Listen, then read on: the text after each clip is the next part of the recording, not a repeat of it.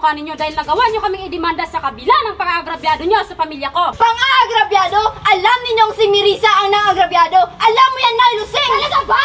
May lakas ka na loob na gawin niyon pagkatapos mong ipapatay si Jake? Oo! Idinimanda kita pero wala akong kinalaman! Huwag kang magmaang-maangan pa! Nagawa mong ipapatay si Jacob noon at ni katiting na pagsisisi hindi ko nakita sa'yo! Ang kulang noon na ganyan ka kademonyo, idi sana matagal na kitang pinapatay sa dinami-dami ng panahon na pinalagpas ko!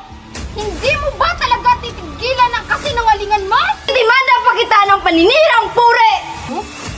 Ha? Pinapatay nyo ang anak ko? Na ikinamatay ng tunay kong apo? At pinanakaw nyo ang kontrata sa pagitan ng guri na halos ikamatay ko! Nang pinasunog at pinasabog mo ang sasakyan ng anak ko. Ngayon, gusto mong ipapatay si Jake? Ha? Sinasabi ko na sa inyo na wala akong kinalaman sa mga binibintang nyo! Nangyari sa'yo, Ilis.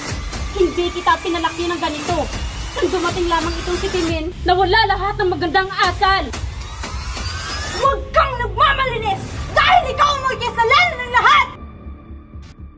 Huwag mo